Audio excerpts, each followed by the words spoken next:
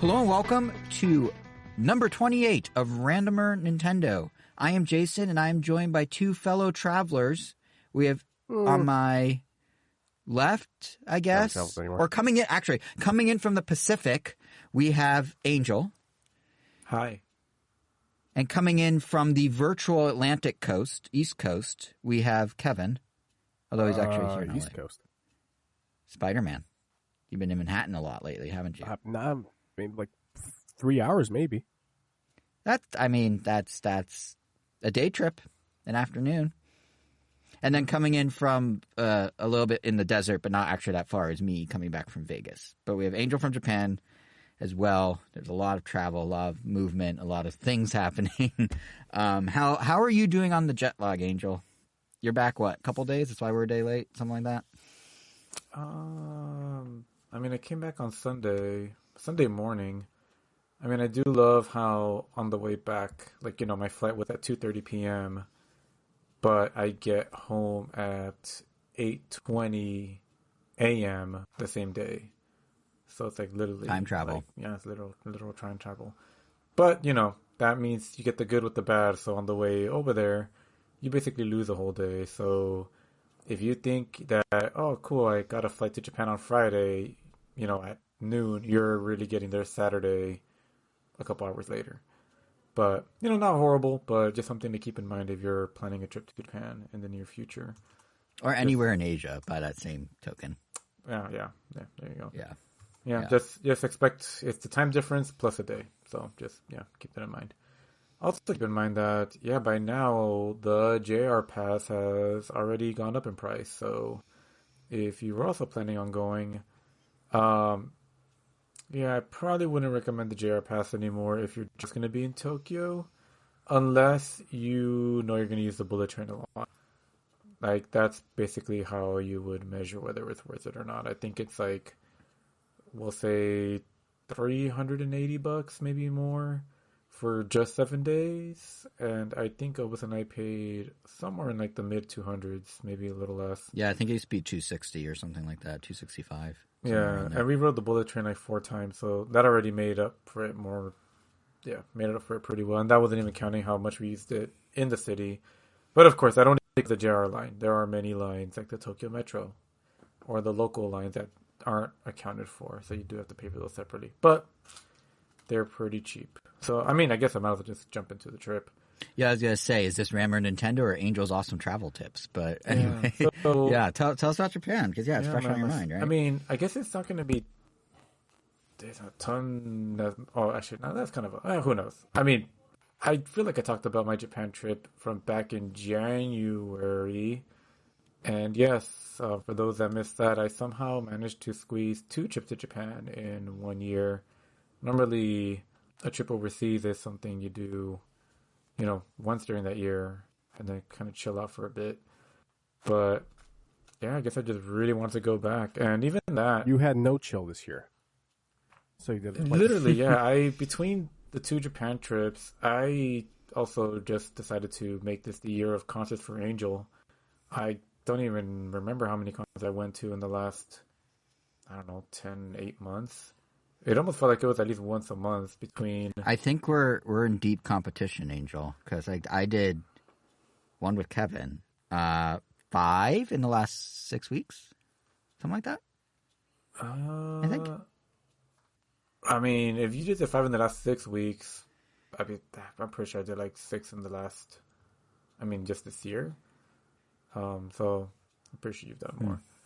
But not to brag. This isn't a competition. Everyone's enjoying their music equally. You're like the concert goer. You just... Yeah, but even for me, 5 in 6 weeks is a lot. Yeah. I think it's 5 and 6. Yeah. Damn. But point is, I wanted to go really bad. Initially, it was going to be a solo trip, and eventually, it just turned into a trip for just my brother and I, and occasionally running into people over there, like some close friends that... just happened planned run-ins, right? It wasn't like you just were on the streets of Tokyo and like, oh my god, you're here. That did kind of ended up happening anyway. Oh really? Yeah, we were planning on meeting up, but before we actually met up, we just bumped into each other because. Oh, that's funny. Yeah, it's like, oh, there you are. I guess we don't have to coordinate. stuff like that. But, obviously what makes every trip special and different is just the people you go with, because that really dictates what you do. Obviously, I still don't know what a solo trip would look like. I imagine it'd be way, way, way, way more low-key and the less moving around. But essentially, because it was my brother and I, we basically got to indulge on the things we really love most. And that ended up being mainly Nintendo, Capcom, and surprisingly, specifically the Cloud Luffy, Joy Boy, Happy Man, Gear 5 mode.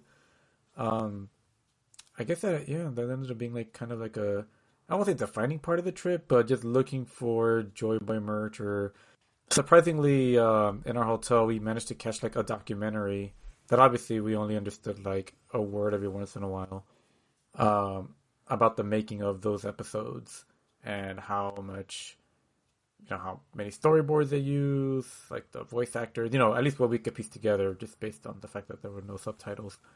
But yeah, it was very interesting. But of course, the biggest thing we did that we couldn't have done really was, or at least I fully appreciate to this extent with anyone else, was the Godzilla experience in Awaji Island, which for the longest time, like, I knew there was a 1-to-1 scale Godzilla head somewhere in Japan. And it's 1-to-1 scale, obviously if Shin Godzilla were to exist, that's how big he would be. But it was designed after Shin Godzilla's head? Yeah, exactly. Okay. Yeah, it was a Shin Also, Godzilla. I feel like that sentence could have worked on two levels. Like, I knew somewhere in Japan there would be a life-size Godzilla head. I knew what you meant. Like, and not to be like confused you knew with... there was one, but that sounds like, I bet you somewhere in the country there is, and there was. Oh, yeah. I mean, yeah, before I knew about the big one, I felt like, there's got to be a big Godzilla statue somewhere. And the closest thing that we've all experienced, I'm sure even you, Jason, was the Godzilla head in Shinjuku, on top of the Hotel Gracery, which is pretty big, but it's not as big as Godzilla would be. And of course, like, we finally managed to actually get up there this time around. It just took, finding the one in Tokyo? Or the one in Shinjuku, in Tokyo. Yeah, just took a matter of looking for the right elevator, because not all elevators go up there, and then just confidently walking past the reception area of the hotel, just getting to the door. So it's like a hotel feature for, like, guests, like an amenity, like basically, you get, like you're supposed to spa and a Godzilla head. I don't think you have to have reservations at the hotel, but at the very least, they want you to at least be like patrons of the cafe. Sure. That's attached there, because it's to access the Godzilla head, you have to pass by the cafe entrance, or you can access it from the cafe as well. But it's pretty busy at the time, so we were able to just go in without anyone thinking we didn't belong there. And yeah, got to see the Godzilla head. There was not to make it sound weird, but there was a spot where you could see some exposed Godzilla scales and touch them, and then he'll make a noise. But it's phrasing, that. But sure, yeah, sure, yeah. Just imagine that in a cool way. I don't feel like elaborating, but you touched his scales, and he made a cool noise. Just want to make sure I got that correctly. Yeah. Yeah, you got that down. Okay. But the Godzilla head of interest, the other one, I did not expect it to be. I mean, well, it wasn't called a Waji, but I did not expect it to be like basically on the opposite side of Japan compared to where Tokyo is. Like, it's past Osaka, past Kyoto, past Kobe. Like, it's on some island, like, basically, like another hour and a half west of all those places, and a little south. And yeah, it's this cool little island that has like a park. Like, I don't know how big the park is exactly, but we'll call it like a national park. It's just this big old park, and inside that park they have like a literal amusement park where it's mainly just like a park with a bunch of photo ops and obstacle courses in the woods, but it's split into themes like Dragon Quest, Shin-Chan, Naruto, Demon Slayer, and Godzilla, and some other things like Tokyo Spectre or no, something Ghoul. Hunter. Something Hunter. Not Tokyo Ghoul. But no Tokyo Ghoul, unfortunately. I think we saw more Tokyo Ghoul ads, or at least like presence in Mob Psycho. I don't think we really saw any Mob Psycho presence outside of like some manga in a bookstore.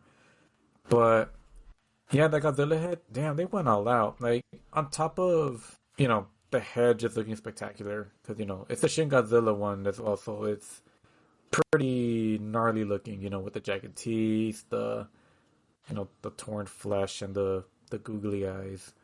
So yeah, it's quite the sight to behold, whether you're a Godzilla fan or not. But they kind of went above and beyond in the sense that, like, I thought it was just gonna be like, oh, cool, you got the zipline ticket, here you go up the stairs, zipline away. They're like, no, you're in the Godzilla Research Institute. They play a movie for us where they basically gave that Godzilla head a whole backstory, where it's really an active Godzilla, and they have like, here's like the actual footage of the day they captured that Godzilla, and then you see Shin Godzilla swimming in the water. He comes out of the ocean, and they lure it to that spot on Awaji Island, and then they bomb it and drop some chemicals down its throat so that it becomes in the state that it is today. And the zip lining is, supposed to be us inspecting them for signs of activity. And after you zip line, you go downstairs and you get these guns, and then you fire at some Godzilla cells, some G cells that are becoming active. And after you do that, you go into the museum, see a lot of cool exhibits and giant props and miniatures, and then you get to do like a little quick recording of like you with Godzilla. There's like a Godzilla costume, and they do a green screen so that you look like you're the same size. And yeah, that was really cool. And obviously, the gift shop. And they gave us Godzilla bags that are modeled after the giant Godzilla head, so they look like Godzilla snakes. Very chubby Godzilla snakes. I guess like that, I think it's a cryptid? I forgot what they're called. They're like short snakes with a very large torso. I know one came out in the OVA for Mob Psycho, where that was like the point of like they were like searching for it in the woods. But yeah, that was really fun. But then the other half, of course, was the Nintendo Store experiences. I had been to it earlier this year, so I knew what to expect. Nothing much was different outside of like the rotation of a couple pieces of merch. Like when I went, the Pikmin planters, or little vases, were not there at all. Then a friend of ours went later, and he did notice they did have, well, I guess someone noticed, I think it was you, Jason, that pointed out that there were planters there at some point, and then a friend pointed out that they were sold out. And then when I went, they were barely there. They had like very, very few in stock because, of course, to explain it for folks who haven't seen them. The store in Japan has the best merch of any Nintendo store. Anyway, yeah, they have little vases. They're like ceramic, but they're Pikmin heads. There's a red one, a yellow one, and a blue one. And you put a flower in the vase. Oh, they're full body? I thought they were just like head. Are you sure they're full body? Yeah, they're sitting down. I thought they were head up. No, they're they're sitting. Yeah, they're sitting. Okay, well, yeah, full body. But either way, the vase is big enough to hold like a flower or a small plant, so you can really look like you have a live flower on a Pikmin. Yeah. So they're really cool. Yeah, like that. Yeah, that's pretty top tier merch. Unfortunately, they sold out pretty quickly. We did. But you got all three, right? Yeah, we did manage to get a set for ourselves because you kind of have to have the whole set. But you didn't have to get like one loose extra fourth one, did you? I wish we did. Yeah, I would have taken that from you if so. But... Yeah. Well, I mean, obviously it would have been for you, but yeah. Unfortunately, we were able to get Jason a Yoshi cookie. Yoshi Cookie Cookies. Yeah, Yoshi Cookie Cookies, and they come in a Yoshi's Cookie tray.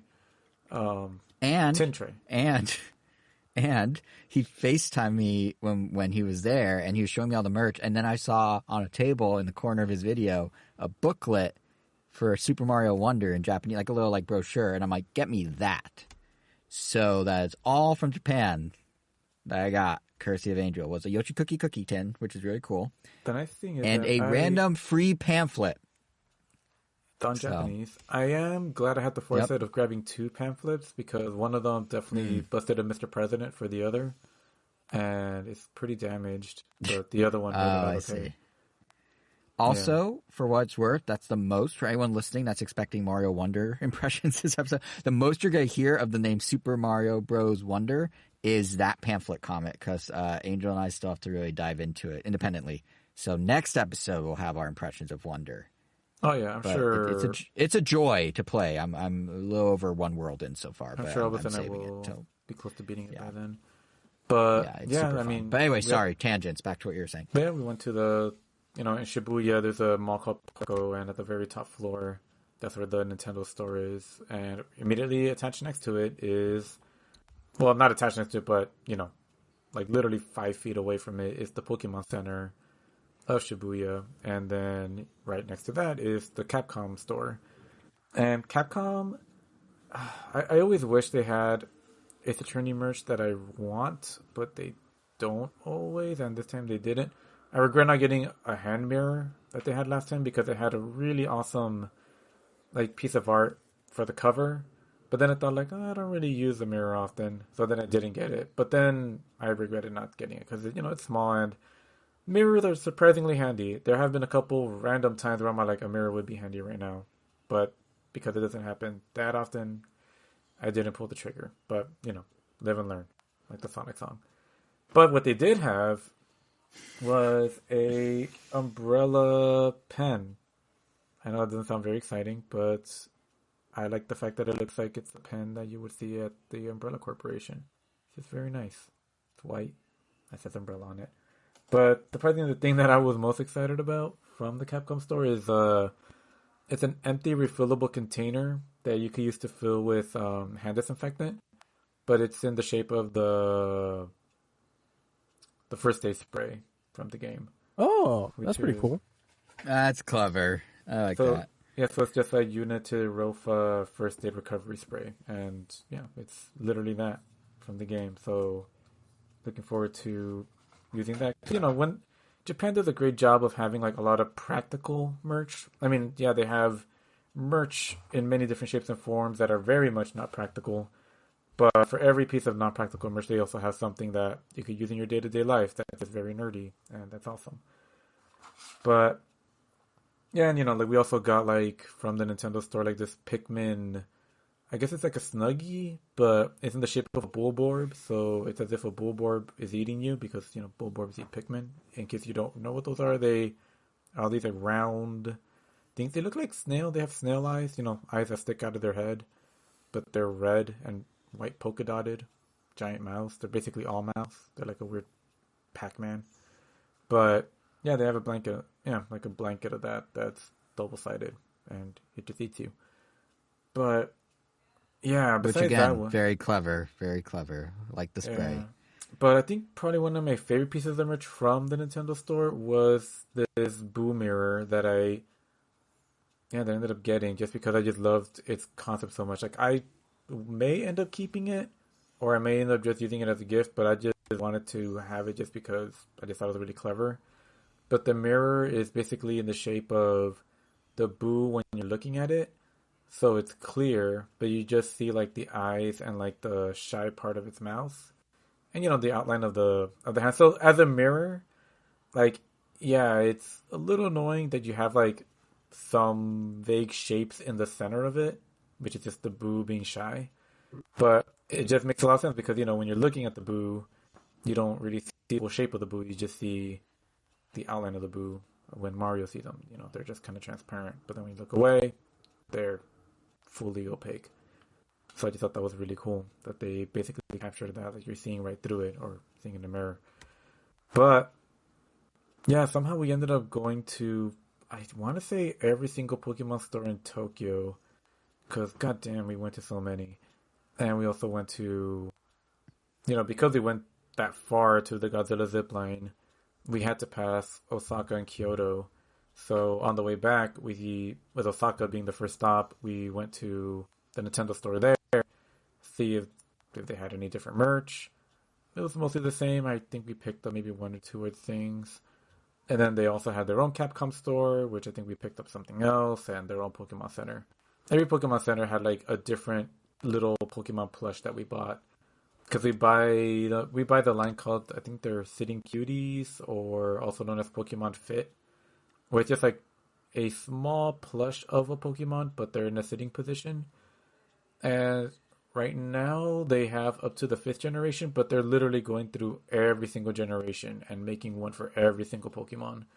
You could get these online, but they are a little cheaper, especially right now in Japan because of how weak the yen is compared to the dollar.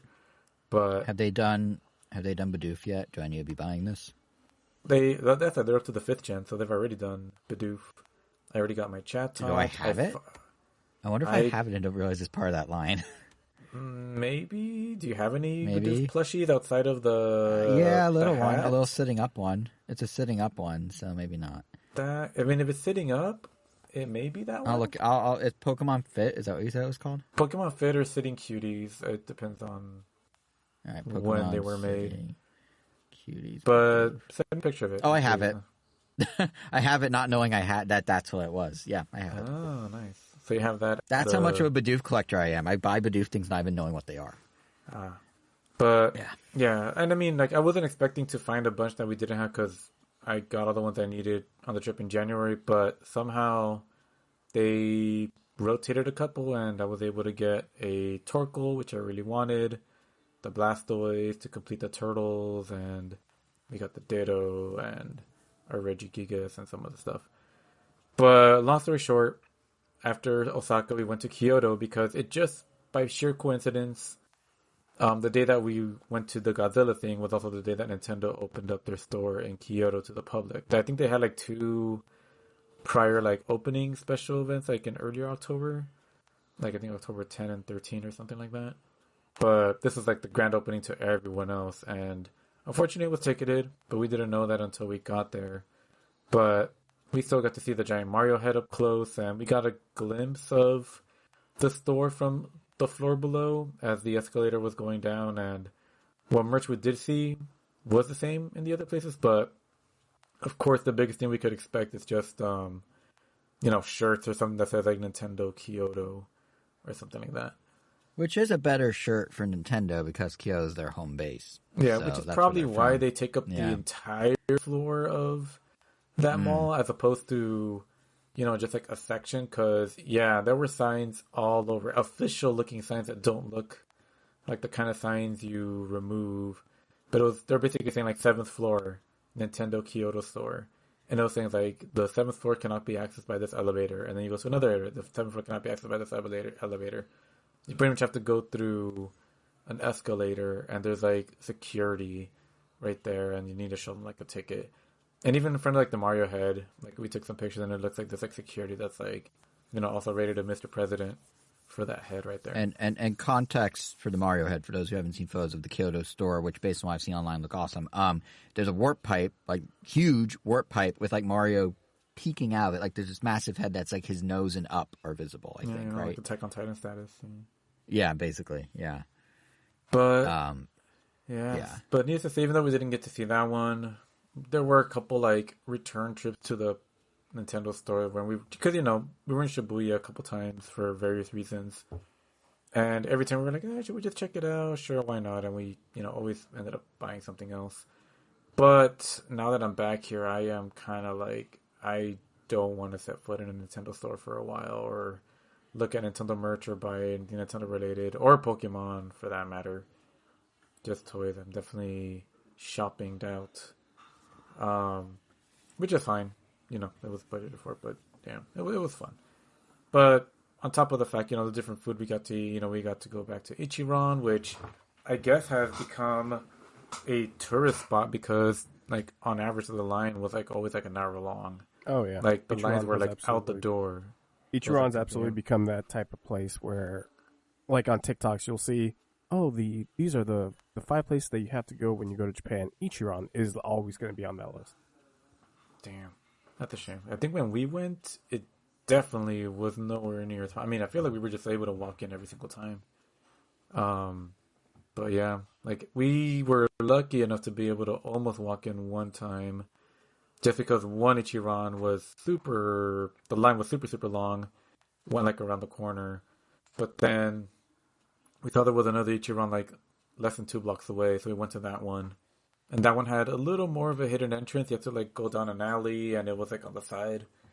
So we guess most people didn't see that. But by the time we left that Ichiran after we had eaten, the line was also super long. So people must have just, Googled and been like, oh, there's another one. Why are we waiting here? But yeah, and outside of that, had some amazing curry, had some amazing, I guess, other different types of ramen. The funny thing is that we also got to hang out with one of my friends that is local to Japan. She's been living there for like 10 years now. And I think because she's been living there for 10 years, she can now actually apply for like a residency card. So they don't have to like depend on a visa now. They can just full on live there and not have to worry about having a job. I mean, of course they're going to have a job, but it not being the reason that you get to stay in Japan must be nice. But point in is, Kyoto, right? They were in Osaka. They're the ones that I met with the time that Gilbert and Eric went to Kyoto. Right. And I stayed in Osaka, and they just kept going. But yeah, I mean, they're pretty happy. But the point is, the reason I brought them up was because I told them about Ichiran, and they were like, "What's Ichiran?" They were basically like, "Yeah, like most people in Japan, like they'll just go to any like ramen place that they're all like really good. That they don't really consider. There isn't really like one that's like, oh, this is like the best one of all of them. They're just like, yeah, you're good to find in almost any." So I thought that was interesting that I guess Ichiran got that much of like got that much clout. I'm sure part of it is because it is good and it's very consistent. I think that's the thing, that there are just so many.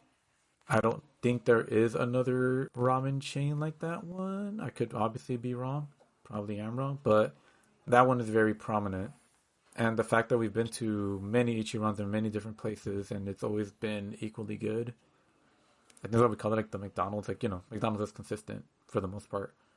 Yeah, that probably definitely helps its reputation. Because, Plus, when the ball starts rolling, like the viralness, the TikTokness of it all, like once that ball starts rolling, the momentum, the inertia of it just becomes too much. So even if there are better ones, like once Ichiran's the one, it's hard to usurp that, Yeah. But, and then we also spent a lot of money on Gachapon. I, for a while, wasn't sure if it's Gachapon or Gashapon, and then I learned that Gashapon is the trademark version that Bandai made. So when it's a Bandai machine, it's a Gashapon. When it's everything else, it's Gachapon. Just replace the S with a C. Doesn't make a difference. But there are, as always, it's always fun just to look at what they have. Because if you're unfamiliar, like Gachapon, or Gacha, as many people just call them. It's just, a machine. You put some coins in, you spin the dial, and then a ball comes out. And you get to see what you could potentially get out of, like, 5 to 10, whatever. And, they could be as normal as, like, a keychain of a bird. Or they can get as weird as different species of birds praying in praying position. Or it can get even more weird as, like, earrings that are the tags you put on cows in a farm that you're gonna, basically mark for slaughter. So, yeah, like they had one of those for earrings. Or, or just like different barf bags from different airlines, or, full on ping pong sets, coffee sets, like, miniature furniture. It's pretty much the bags of Doritos with little, like, seeds inside so you can, like, shake it. Yeah, they're all over the place, but they're fun and really good quality. I would say, like, almost all the time. The only thing that makes them dangerous is that because they use coins, the coins are, 100 yen coins typically, and they usually run from like 300 to 500 yen. So I usually use 3 to 5 of those coins. And once upon a time, I guess, when Kevin and I went to Japan, the yen to dollar ratio was like almost like $1 to 100 yen. So it was like an easy conversion in your head. It's like, oh, like, 100 yen is $1, just 100 pennies. But now 100 yen is like like less than 50 cents. Whoa. So Really? Whoa. yeah, it's pretty good for us. Like, to give an idea, like, like again, like 50,000 yen would have been like $500. Yeah. Just to get rid of two zeros. Yeah. But when you just get rid of the zeros. but when I went to the ATM to take out cash, like I took out 50,000 yen worth, and that was only like $280. Whoa. And I was like, Wow. damn. Wow. Yeah. Also, what a missed opportunity, Angel, to use your own trademark thing. And instead of saying yen to dollar ratio, you could have said the yen to buck ratio and riff on your own yum to buck. You know what's funny? I think This is how I know you're jet lagged. This is how I know you're jet lagged. It's funny because I did make that joke while in Japan, but yeah, didn't remember here. But yeah, and I mean, obviously, Japan is great. The bidets, you obviously appreciate them when you're over there, but then you really, really appreciate them every time you come back for the first time, and you use the restroom you use the restroom for the first time after Japan, and it's just not the same. You just don't feel as clean. But have you ever thought about installing a bidet in your house? All the time. But I think Elvis said he was going to take care of it all the time. And That's where you made a mistake. Thinking that he was going to do it. I trust him. I may have to nudge him. When's the last time that he brought that up? The last time we went to Japan. Yeah, thought so. No. Oh, no. When we moved into this house. So it's been a year. A year. We've been busy. You guys were doing renovations in the house. The bidet could have been an easy thing at that point. That's true. It could have actually been a full-on bidet, not just like a attachment. It's still possible, but yeah, we'll get there. I'll nudge him at some point. Now, if you were to install a bidet, would you go all in like Japan and have the ones that have like the heated seats and like they play music and all that, or would you heated, just you gotta go the buttons. You gotta go. You gotta go jingle. You gotta go full jingle. It's Toto or bust. Toto or bust. Yeah. We said that in unison. Toto or bust. But just to like kind of bounce out a little, like for all the amazing things there is about Japan, like there are a couple things that like I typically forget about, or I guess it's not really mentioned enough that I guess I forget is there. But essentially, like for as great as it is and for how clean it is overall, because they do go out of the way to keep like facilities clean or restaurants clean. You always get your towel. There's like disinfectant everywhere. Like there are certain parts of Tokyo, like especially Shinjuku or Akihabara, or some of those like districts that do have a lot of things to look at.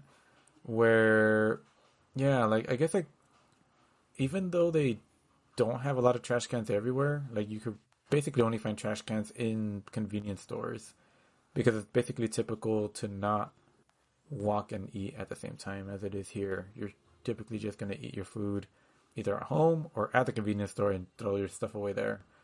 Which just keeps streets clean overall, but they do leave their trash like that's gonna go out for pickup, like just on the side of the building, of some buildings, and depending on how the alleyways are set up, they sometimes may be on the side that you're walking, and sometimes that does kind of bring out a smell. And there have been a couple times where you're gonna hate New York. Oh no, I've seen the video. I don't even have to like.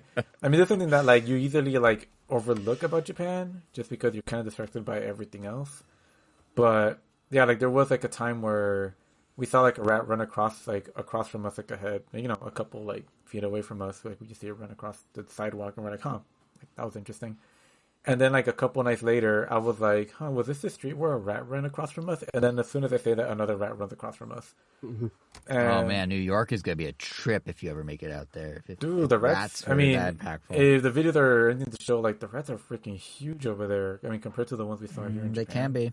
They can be. Yeah, and I saw one pulling up like a huge pizza, and the whole joke. Like, well, that's an oddity. There's a reason that one went viral. All the rats don't carry slices of pizza. New York, believe it or not, and turtles. Yeah, they don't all do that. Just that rat, pizza rat, did that. Most rats just scurry pizza free. But yeah, I'm just saying, don't go to New York and expect every corner to have rats feasting on pizzas, because it's not that. And the other like minor piece of advice I could give is, I guess, is watch out for sewer lid covers. Like or basically just don't stand directly on top of it because, that smell will get to you very quickly. So nothing like stepping 2 feet to the side will fix, but yeah, just so you're aware. If you're just like suddenly walking and then you're like hit by like a giant whiff of just like sewage.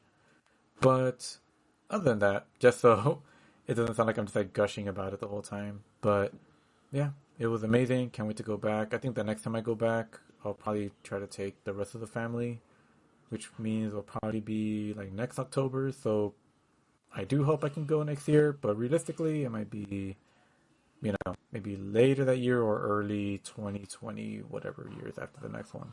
5? 5. 25. Yeah. Yeah. But yeah, that's Japan, and the flights aren't too bad. 14 hours over there. I think slept most of the plane ride over there, but on the way back, I guess if you allow me one final extension, my brother and I basically played like 5 hours straight of Ninja Turtles Shredder's Revenge. How's that for transition? Just real quick before you get there, I was gonna say, because you made a comment. I've been waiting patiently for the gaps. I'm wedging it. I'm wedging. Well, you know what's cool about Japan? If you're like a Nintendo nerd, we're getting to the point. You pointed out because you caught them all by going to all the Pokemon stores, and you went to the 3 Nintendo stores, and you went to restaurant. You can do Nintendo tourism now, or by like 2025, it's gonna be like a thing. Stores in 3 cities, Pokemon centers everywhere, Kirby cafes, Super Nintendo World Japan. The factory, Nintendo's original factory in Kyoto is now a hotel you can stay at. They're opening the Nintendo Museum. You can go to Japan and have literally have multiple Nintendo themed things. See, exactly. Like if you're a Nintendo nerd, like it can be a pilgrimage. And like a giant Mario. Yeah, in Kyoto. They just opened that. Yeah, literally like 3 weeks. In Narita, the one that I sent you pictures of. Oh. Yeah, no, okay. There's also a Nintendo train station in Kyoto. They did all the tile work in the station to be classic Mario sprites. Damn. Like you can do like full on. Like it used to be, you go to Japan and you go like Akihabara and you go to the arcades and you get like a video game experience. You can now have a tailor-made Nintendo tourism trip. And you did like half of it already on this trip, it sounds like. But like it's really cool that it's gotten to that point. Yeah. Anyway. You were going to say about Shredder's Revenge. Oh, yeah. Because the flight back was 9 hours. And I guess the cool thing about the Nintendo store is that everything you purchase, if you scan your Nintendo QR code from your Nintendo Online account, that gets converted to golden coins. So, basically real money that you can use digitally. And thanks to all those purchases, I was able to get the DLC for free. Because I think it was only like $7. Why doesn't Nintendo New York do that? They don't? I don't think so. They didn't the last time I was there. Huh. Which was last year. But, yeah, like, all we knew, or at least I remembered about the DLC is just that it existed. And I remember seeing the trailer briefly, but I never really looked into what it was beyond the fact that it existed. So there was initial confusion when we couldn't find it in the game. Like, we knew it downloaded. And then we hit start game, and we're like, we went to the last level, like there's nothing after. We were looking for some kind of like dimensional portal. We found a dimensional portal. It was just a warp to a different section of the game. And it was like, oh, okay, this is a shortcut. And then we're like, well, I know I downloaded it. And then I just went to the next option, which was survival. And I guess that was it. I didn't realize it was just a survival mode. But we were like, I could have sworn like there were cutscenes or something. So, we started, and sure enough, there's like a cutscene. And it basically just sets up the premise of why the survival mode is the way it is. And I don't want to call it a roguelike, because it kind of is and it isn't. Because I feel like roguelikes, you start every run typically at your like base level stats. And I mean, this is just an overgeneralization. I know some work different. I want to say some kind of at least like progression in what's that one everyone loves? Hades, where you probably like level up young Hades or kid Hades to be like at least a little stronger, so that you really start the run in better shape than you did maybe the first time you played versus your 100th run. Or maybe you just unlock the potential to get better equipment during your runs. But this one, I guess it's not really like that entirely. Like, essentially, you play through the survival mode. Every couple rounds, every screen, I guess, is just one wave of fights or multiple waves of fights. You complete the fights, and then then some portals appear, and you pick which one you want to go to. And depending on which one you pick, determines the difficulty of the next fight, because it's kind of dependent on the type of reward. So the first area, and these are randomized, so they're not always the same, but typically the first area is Edo, which is just Japan. And you'll see characters from the Usagi universe, which is the samurai rabbit that got introduced in this DLC, which is an old standby of turtles and its own series that was created by Stan Sakai, which just happened to come out around the same time, I think the same year as the Turtles, and the creators got along really well, so they crossed them over a couple times. He almost feels like an official Ninja Turtle character, even though he isn't. But yeah, you fight through the Japan area, a portal comes up, and you have to collect a certain number of crystal shards to proceed to the next area. So the Japan area, let's say you need 50 crystals, you complete the encounter, 2 portals open up. Do you want to take the portal that gives you 10 crystals or the one that gives you 30? And obviously the one that gives you 30, you might fight a random combination of bosses from the game that you normally wouldn't fight together, or a bunch of different types of enemies that you normally wouldn't fight together. But the layout is always different or randomized, and the fights are always randomized. And you occasionally get power-ups that are not permanent. They only last a couple rounds. Like you might have, every time you deal damage, you will get some health back, but you lose health over time. Or every time you taunt, you are invincible, but then you immediately teleport to a random spot on the screen. Stuff like that. And eventually, when you get enough crystals to go to the next area, or enough crystal shards, they form one true crystal.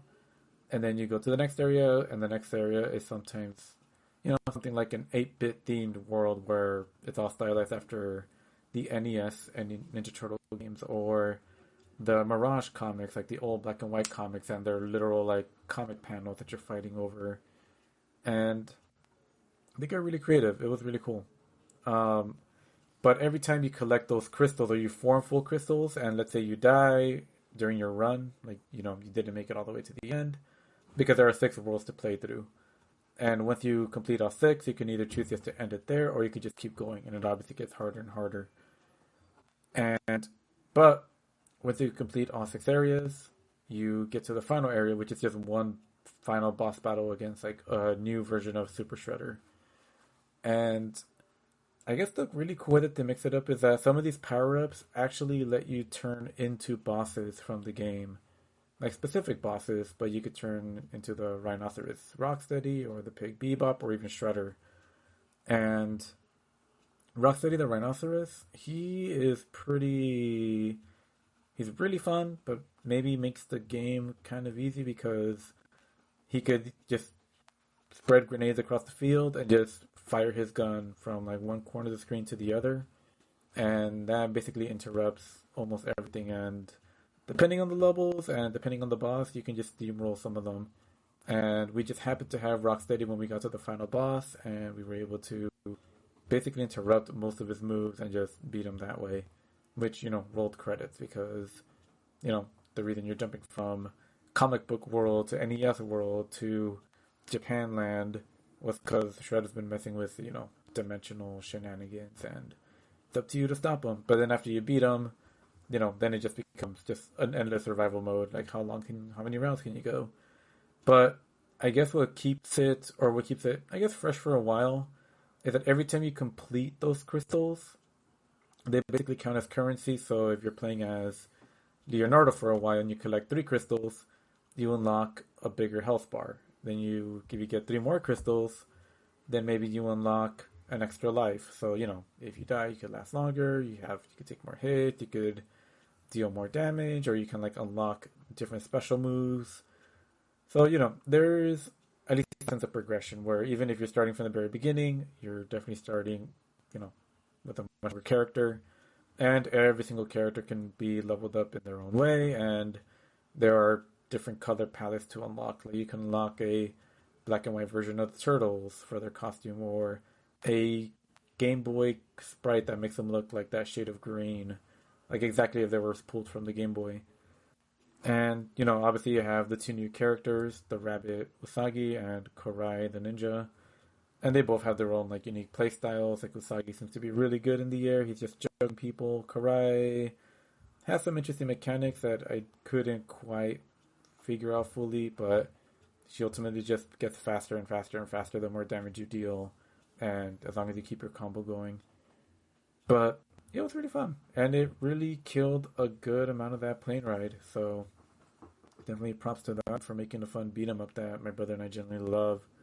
But I would say that's mainly attributed to the fact that there's, like, defense mechanics, the fact you can dodge roll or something, but it can't really be abused either. You definitely have to anticipate what they're going to do and just not get greedy. But yeah, incredibly fun.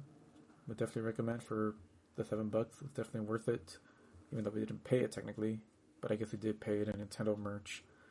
But yeah, TMNT Shredder's Revenge, dimensional shenanigans, kerfuffle, fun times. Actual name. That's if you look on the eShop, it's under Dimensional Kerfuffle Shenanigan Fun Times. Yep. I can't believe they stole Kerfuffle before Smash did. Right? Right? Seriously.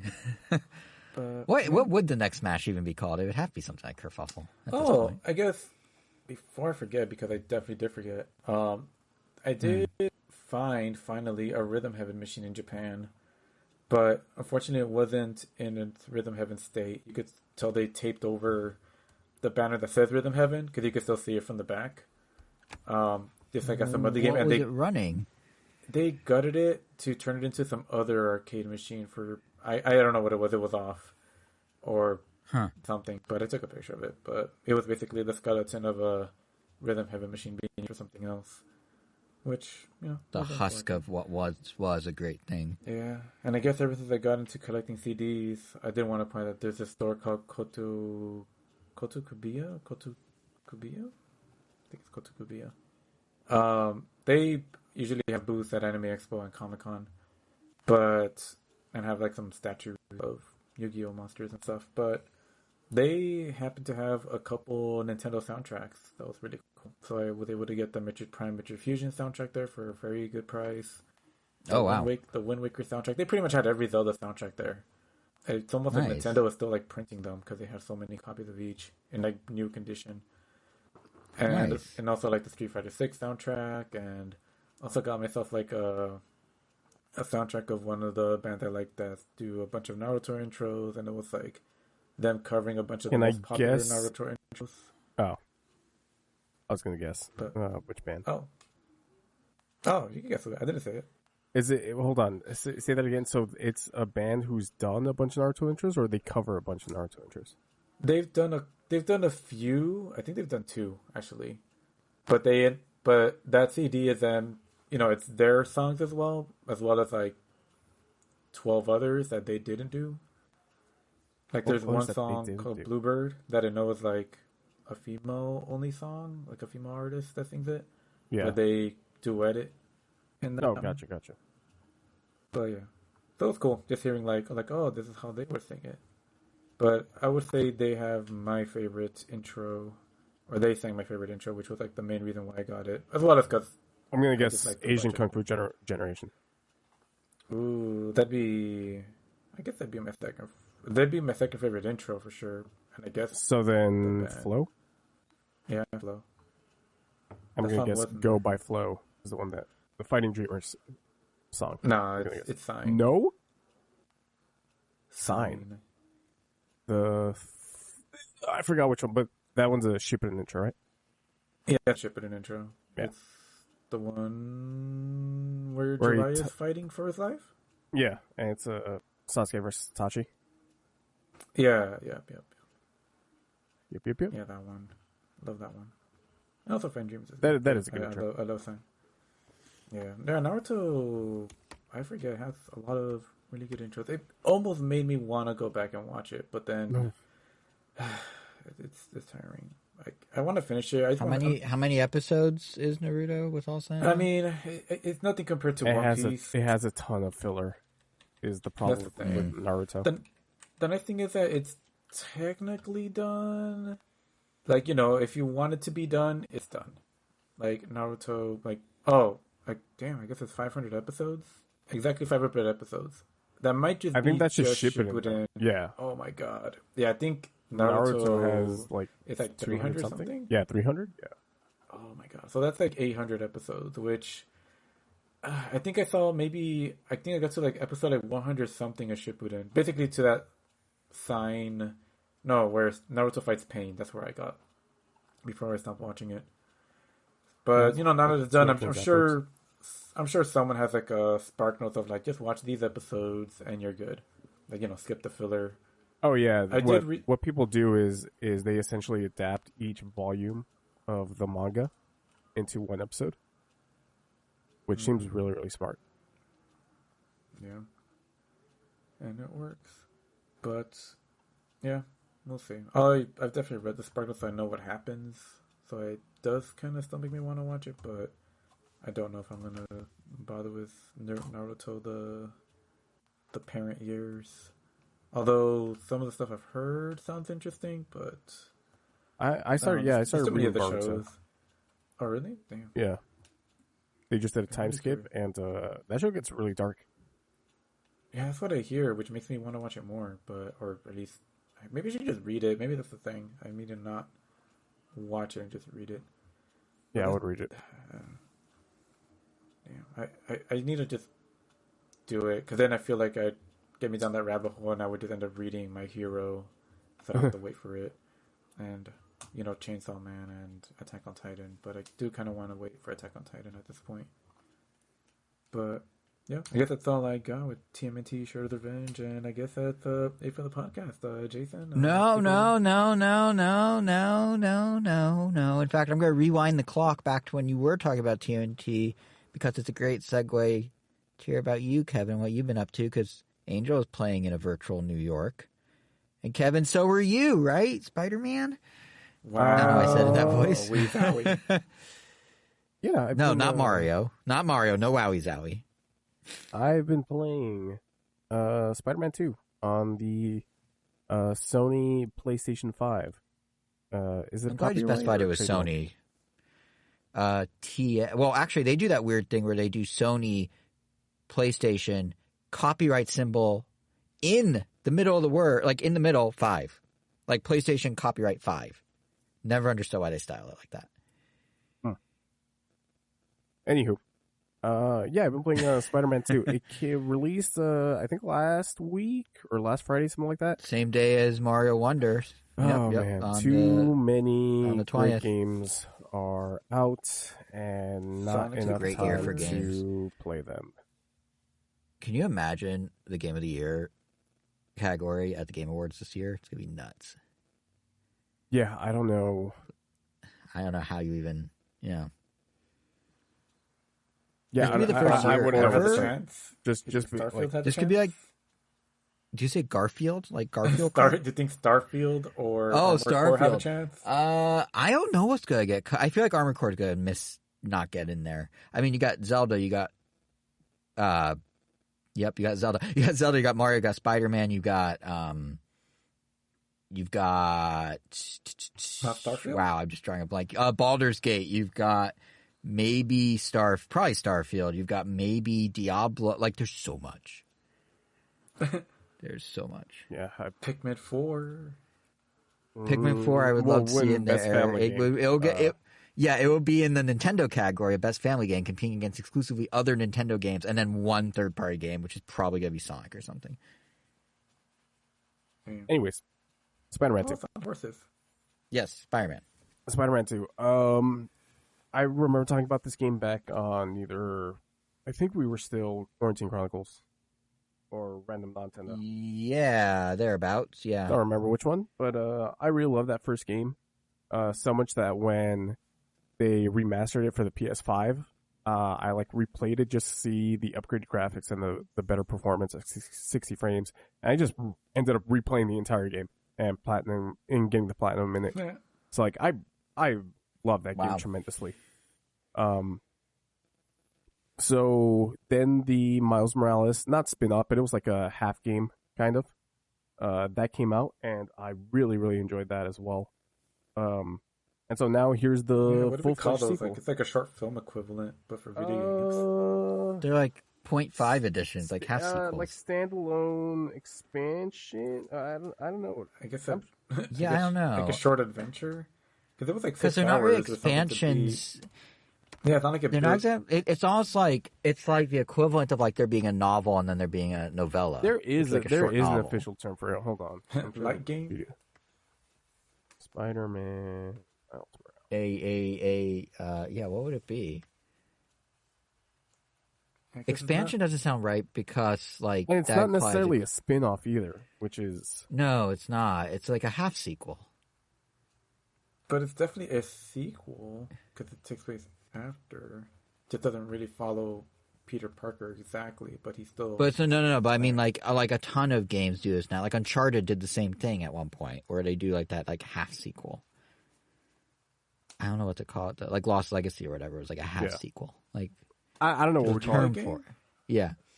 What? I don't know what we call it, but regardless. But anyway, yeah. Yeah, Miles Morales. I really enjoyed that. I guess like expansion. It was definitely smaller in scale, but obviously it kind of had to be because it was Miles' story that only took place in one side of New York. And this is now the full-fledged sequel. In this, I think it takes place maybe about a year or maybe about a year and a half after that Miles Morales expansion. And just FYI, I've only played the game for maybe about 5 hours at this point.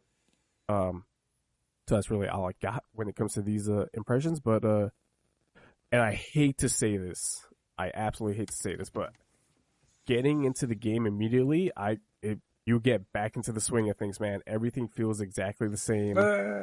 I would give you a standing ovation, but I don't want to blow out the mic with my clapping. I don't. So I'm doing the little hand, the like silent clap, like where you shake your hands. You know what I'm talking about, like the sign language clapping. I'm doing that for you right now. I mean, Yeah, you I know, don't know how Jason is else to gonna explain use it. like, "Oh, this game is a wonder from Mario Wonder," or "It's no wonder." Actually, I'm not. You know what? It's too obvious. It's too obvious. even Maybe for there's me. one that's so obvious that would make it not obvious. I mean, you could say it's wonderful, but that's better than it's a wonder, because at least it's in another word. Regardless, You have friends anyway. I wonder which pun I wound up using. Anyway. regardless, yeah. This is more Spider-Man, and that's not necessarily a bad thing. The game starts off with this awesome, like intro sequence where, spoiler alert, but I mean it's the first 15 minutes of the game, where you're fighting Sandman as he goes through a rampage through New York, and it puts you back into the lives of Peter Parker and Miles Morales. In this game, you're playing as both of them. You're not just playing as one. Very missed opportunity for co-op, but I'm not going to be angry at the devs. It's their vision. But it would have been really cool as a co-op game. I'll just put that out there. I think everybody else believes that so. To the point where they should call this game Spider-Man. Why? Because That's a missed opportunity. Because there was a comic book storyline called Spider-Man where 616 Peter goes to the Ultimate Universe and actually interacts with Ultimate Miles Morales, who's from the Ultimate Universe. Some people don't know that. Anyways, where was I going with this? Oh, I lost my train of thought. It's you. The All I Sandman remember, all that's dear to my spectacle mind. should have had co-op. All I remember yeah. is you were getting back in the swing of things. Yeah, getting back in the swing of things as Spider-Man. So, yeah, that beginning intro is like really, really fun. It teaches you how to swing. It teaches you the combat, and the combat feels just as good as it did before. Where this game starts to open up a little bit, which I really, really love, is its traversal.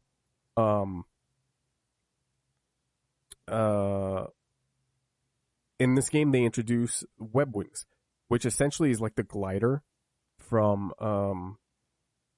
what's it called? What's that one game called? The other superhero game. Arkham. What? Arkham. Batman. There we go. Oh, Arca. I was like, what are you talking? Yeah, Batman. The way that they allowed you to, well, I guess you could glide in that game in the first Arkham, but it wasn't really until you got to Arkham City where you were really gliding as Batman. Here, you're essentially gliding in the... Cases. I'm sorry? You're practically flying in most cases, and that zip line just basically takes you back up to any building that was near you. Yeah. That's cool. So in this, as stated, you are gliding everywhere, and it's really, really fun. They pretty much off the bat introduce some new mechanics for both characters. Peter now has those mechanical arms that you, like if you aren't in tune with the comic book universe, you saw in, which movie was it? I think it was Endgame, where Peter activates instant kill and he has those like arms that come out of him. I think he also used it in Infinity War. Yeah, I think I remember it being in Infinity War. Yeah, like they come out. Yeah, he does that. He gets like thrown or something, and the arms come out. And he has like the spider leg looking things. Yeah, yeah, exactly. So he has that at his disposal now, and you could do this like fury of melee attacks with him. With Miles, you have this electrical, like this essentially this chain of electricity that you can use against enemies, and then they introduce gadgets. Which in the first game you had gadgets, and it's really smart here. Before it used to be on this sort of weapon wheel, which I'm starting to forget who made. Oh, Ratchet and Clank was made by the same developers, Insomniac, where you have the weapon wheel. You had the weapon wheel essentially, or your gadget wheel in the first game. Here it's just tied to the face button, so square, triangle, circle, X. I'll never call it cross. And then you have your spider abilities on a different, essentially, weapon wheel that's just the D-pad. I've just got into the open world to the point where you can essentially switch between Peter and Miles whenever you want. And have you guys seen the loading times on this game? You mean the non-existent loading times on this game? It's magic. It's insane. It's crazy. I've seen footage of the fly, like the zoom in, and then you just like start gliding. It's just like how, like essentially very you go into the map. You say, like, you go to the point on the map on where you want to fast travel. You hold like square for a second, and you're immediately there across New York, essentially. Speaking of New York, they added essentially like a whole new area. They added Queens and I forgot what else. Brooklyn? I think it's Queens and Brooklyn. I'm pretty sure that's I know Brooklyn's in there now. I don't know if it was in the first game, but it is there in the second game. Yeah, I don't believe it was in the first game. So yeah, Queens and Brooklyn are now in there. So now you have almost maybe about 2/3 of what New York was in the first game just added to this game. And like I said, Which is, again, crazy. Yeah, and like I said, I've only played for maybe about 5 hours, so I haven't gone through all the accoutrements of this game yet. But so far, it's running great. I'm playing it right now on my PC via capture card, so I haven't really experienced it on my 4K TV. But regardless, it's running like a charm. And then, of course, you have the little touches with the DualSense controller. The tension of your webbing as you're swinging around New York. Swinging still as fun as ever, and I've seen some of the stuff that you can do in this game when it comes to like doing combos, from swinging to gliding to dashing mid-air with like your new spider tech. It's really, really cool. Story-wise, like I said, I'm only 5 hours in, but still haven't seen any of Venom. This isn't it's not a spoiler. Venom has been featured way too heavily in like the trailers, to the point where he's literally in the collector's edition as a statue. Yeah, 19 inches of Venom. You can't avoid him as they keep. Yes, as they keep sharing that it's 19 inches of Venom. Yeah, but the way they phrase it too, it was like, get in on. Can you get all like 19 inches of Venom in you or something like that? I'm sure they didn't mean it, but as soon as it was starting to get like memed or joked to death, they were like, all right, let's just run with it, because Yeah, they leaned in hard once they realized where it was going. Oh, they leaned in hard, all right, with those 19 inches of Yeah. vertigo. Yep. They leaned in hard on the 19-inch. Yep. Yeah, I'm excited. Like I said, it's more Spider-Man. Some people may be turned off by that, but like I don't know, Arkham City was more Arkham Asylum, but I guess that one had a bigger, I guess, upgrade considering you went from like these small little biomes to just an entire open world. While here it's a bigger open world and much more densely populated open world. It's the Insomniac they're wizards over there, man. They keep pumping out like quality games after quality games. And I remember when the PS5 was still relatively new, and they're like, look what you can do in Ratchet and Clank. Like, you can warp between these different, like, through these wormholes instantly, and the level's just there. And I was like, okay, that's cool, yeah. And then the PC version does that, too. And I'm like, oh, okay, so it's not a PS5 thing. It's just a good tech thing. But honestly, those load times or lack thereof when you're zooming in on a map and, like, instantly transporting around New York, that was like, wow, look what the PS5 can do. Like, that was really impressive. And to be fair, I don't know. To do that. To be fair, I don't know if the PC wouldn't be able to handle that. I guess it would depend on like your SSD. Sure. Right. Similar to Ratchet and Clank, but it's still impressive. The tech behind their game is impressive. You know, like not everybody's going to be able to do that. It reminds me. It's like the 2023 version of when Nintendo, like, with Metroid Prime, everyone's like, wow, they hid the load time behind doors. Because, like, at the time, that was crazy to make it seamless in that way. And this just feels like the 20-year later version of doing that, you know? Like, to make it, have it load stuff in the background while you're doing other stuff. And have it be that seamless is really cool. Yeah. Yeah, Spider-Man 2. I'm gonna keep playing it, man. I wanted Liza P to be the next game that I roll credits on. I don't know what game it's gonna be because I have to split time between. I gotta split time between Spider-Man 2. I still have 2 Baldur's Gate 3 campaigns that I'm nowhere near to finishing.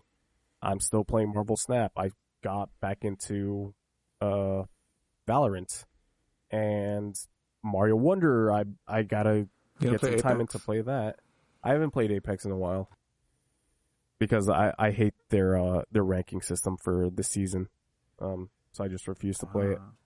And then like I still want to play Assassin's Creed Mirage, and like I said, Mario Wonder is here, and Super Mario RPG is around the corner, and it's just there's too many great games in too little time. It's even if you just zoom into just Nintendo, this year's been nuts. Like, and somehow I've missed the last 3 big releases because I've been traveling every single time. But like to have Zelda, Pikmin, and Mario in the span of like, and then my Mario RPG next month in the span of what 4 or 5 months in the 7th year of a console's like just in general, gaming's crazy. And if you're a Nintendo fan, it's also crazy. Like I remember like February, it was like, oh, what's coming out this year? It seems kind of ho-hum. And now it's like everything, everywhere, all at once, not to reference the movie, but kind of referencing the movie. Yeah, like it's crazy. So much to play. Yeah. But yeah, that's what I've been playing. That's what I've been doing. Well, as we continue our travels around what have you been doing, the circle Ethan? here. Like literally anything? Yeah, so I have done absolutely nothing. No, I did my own travels. I was in Vegas this past weekend, which is why I haven't gotten further in Mario Wonder. But yeah, I was going to Vegas. So it's funny because Vegas like was a trip where I had expectations. I kind of knew what was going to happen. And then like a bunch of stuff I didn't expect happened. So I knew I was going to Vegas for When We Were Young Fest, 2nd year, headlined by Green Day and Blink-182. I did not know until 45 minutes away from the Strip that I was going to be seeing U2 at the Sphere on the night before When We Were Young Fest. And we managed to snag last second tickets. And my God, the Sphere is a crazy venue. There's one example. I did know that when I was at, in Vegas, that I would be seeing certain bands. I did not know that I'd be seeing Tony Hawk skateboard in front of me, like 15 feet away. I did know that I'd be at Resort World. I did not know I'd end up at Circus Circus playing F-Zero AX. So like it was a very kind of cool weekend where just all these unexpected things kept happening. So I don't even know where to start with that. I mean, When We Were Young, I don't have a whole lot to say, but it's a festival. It leans towards like this year. It's like kind of early 2000s pop punk. Good show, crowded, insanely hot, like 94 degrees out. Blink-182 was fun. I You guys big Blink-182 guys at all? I think I know the answer for Angel, which is probably not. But Kevin, do you like Blink-182? Wow. Am I wrong? Angel? Yeah, I love Blink-182. Name 5 of their songs. Go. I have to name 5? Yeah, if you love them so much, it should roll right off your tongue. Go. I love the essence of their music. I don't bother trying to remember the essence their of their music. Like, so as I was saying, I know the answer for I Angel. I like that song they do with like the What's My Age Again. Okay, there's one. So I like wish the I had a song, little like What's My game Age show. Again? Bing. Yeah, the one that goes What's My Age Again. That's called What's My Age Again. Okay, there's one. Can you do 4 more? You know what? Let's lower it. 2 more. Just give me 3. Does it have to be 3? Like, why can't it just be 2? Why can't it just be the essence Fine, of their give me music? 1 more. Oh yeah, that's true. It's just the essence. All right, listen. The reason I was asking, and actually, Kevin, what's your answer? Because I knew Angel's answer. My answer is their last good album. Is that? Oh, he got it. You got it. Nice. Okay. All right, cool. Kevin, Good you're job. saying. Good. I mean, you were off the hook after you scaled it back. I guess. You were off the hook after you scaled it back twice and described how you love their essence. Which, sure. But Kevin, you were saying? I haven't tolerated Blink-182. What? That was the name of one of the songs. I really wish I hated you. What? That's definitely not. But Yeah. okay. That sounds like something that they would have released within their last like 3 albums. 2 albums. Maybe. That My was answer actually is from 2019, but yeah. Wait, really? Yeah. Oh, well, I can Google too, I guess. Go ahead, Kevin. Yeah, I haven't tolerated Blink-182 since their self-titled album back in 2003. Fair. Okay. Yeah, I'm not. That song, One More Time, that they released, I think is one of their worst songs. Like, I love that one. Though. Yeah, I think it's just absolute crap. Listen, I feel like everyone that listens to the podcast doesn't realize that sometimes your and my music tastes do align, and then we go to like Run the Jewel show together and have a great time, and then Tenacious D shows up and Ramley does an opening DJ set, which makes no sense. It was the most eclectic thing in the world. Like, people probably think we just have complete opposite tastes, but it does sometimes line up. Yes. And that Run the Jewel show was fun. Yeah, that show was fun, but a Blink-182 in this case, we are on 2003, not fun at all. To be honest, I'm not the hugest Blink fan. The new album, One More Time, I actually do like a lot, probably because I don't know. But I will say, going into when we were young, like there wasn't any one band I was like, I have to see it. Like Green Day I've seen live before and they're great. So I was like, that'd be cool. Blink will be interesting. It will be fun to see. Like the Offspring are there, Good Charlotte, which is kind of funny. But they actually were not bad. Some 41. Like it's very early 2000s pop punk. I'm forgetting some of them already. Yellow Card, all that sort of thing. Michelle Branch randomly. But like, so there wasn't one band that I was like, I definitely have to go for this one band. It's just kind of like the whole experience. But I will say Blink-182, like I liked their new album. I was pleasantly surprised by like they put on a great show. Lots of pyro. That was fun.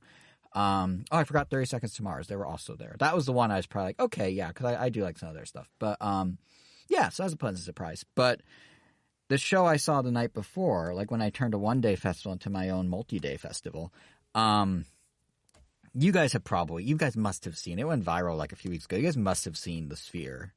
Right? Like conceptually what it is. I don't know why you asked that question when we've definitely discussed this. I don't know if Angel has, though.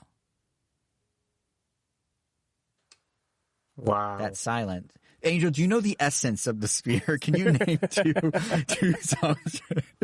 I know they had a Spider-Man 2 ad on it. That looked really cool. They did, and that's why I sent you the PlayStation logo from. But yeah, basically, for those who somehow don't know what The Sphere is, I know, Karen, we've talked about it.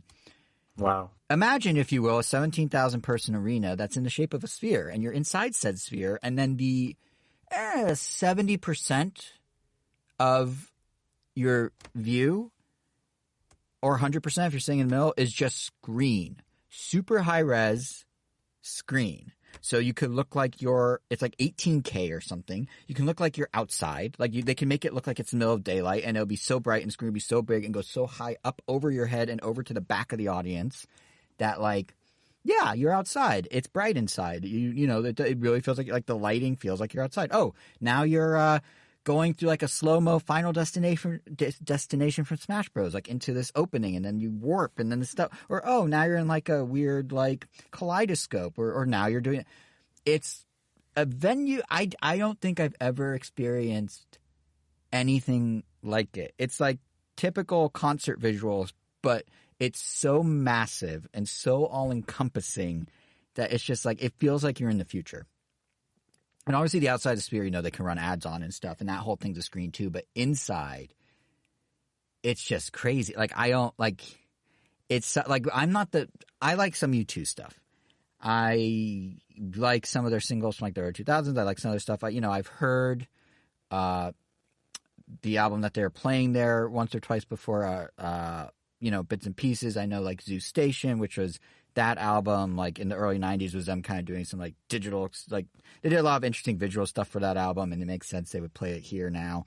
But I wasn't necessarily going for U2. That was just kind of a bonus. I was going to experience the Sphere, and it was when they were firing on all cylinders and using the full screen and going all in on the effects. It was one of the coolest, most surreal things. Like I can't quite put into words how unique it was, but you're literally, the screen is like, it's crazy. Like I really don't know how to describe it, but it's crazy. But what was really crazy is we were driving to Vegas, and there was no, we were kind of like, we should check out the Sphere. Like maybe there's a way to get in. Like not if it's too expensive. Like we don't want to pay an arm and a leg in resale. And then 45 minutes out from the Strip, we see on Ticketmaster that they just casually released like literally like 5 or 6 tickets in like a middle section to the side, but in the middle height.